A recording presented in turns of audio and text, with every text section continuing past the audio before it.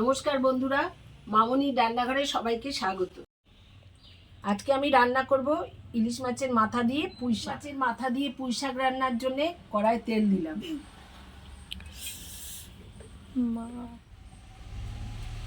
এবার আমি মাছের মাথাগুলো ভেজে নেব।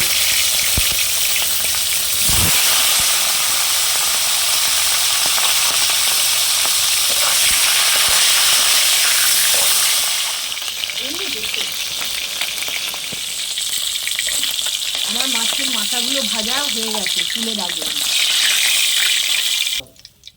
এবার আমি পুঁই শাক কেটে রাখা আনাজগুলো তেলে দিয়ে দেব।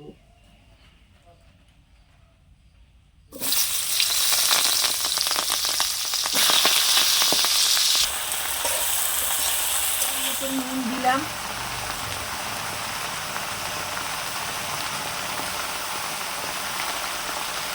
পরিমাণ মতন হলুদ দিলাম,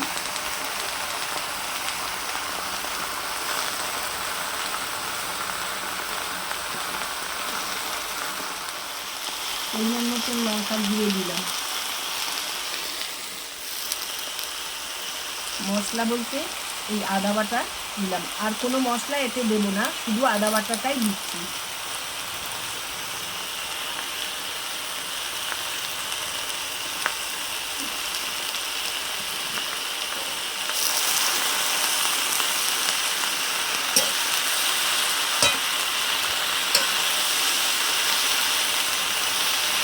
পরিমাণ মতন মিষ্টি দিলাম, চিনি দিলাম। চচ্চড়ির মধ্যে মাছের মাথাগুলো, ভেজে রাখা মাছের মাথাগুলো দিয়ে দিলাম।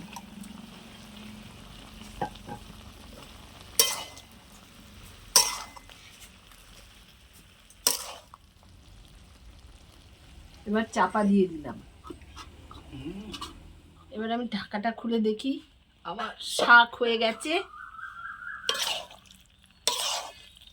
দেখুন বন্ধুরা, আমার শাক হয়ে গেছে। এবার আমি ঢেলে ফেলবো। এবার আমি ঢাকাটা খুলে দেখি, আমার শাক হয়ে গেছে। দেখুন বন্ধুরা, আমার শাক হয়ে গেছে। এবার আমি ঢেলে ফেলবো।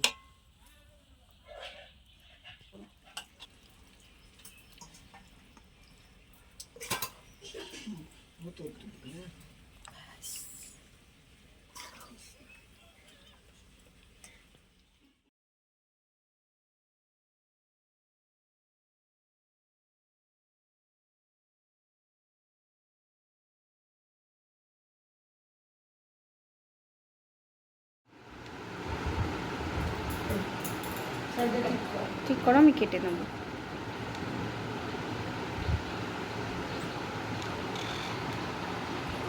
আজকে আমি রান্না টান্না করে আমার পরিবারের লোকজনদের খেতে দিয়েছি। আপনারা দেখুন।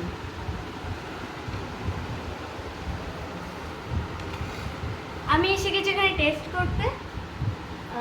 টেস্ট করবো। প্রথমে কি খাচ্ছিস? ওটা প্রথমে খাচ্ছি মাছের মাথা দিয়ে চচ্চড়ি, পুঁই শাকের চচ্চড়ি। পুঁই শাকের চচ্চড়ি। বলো সেটা।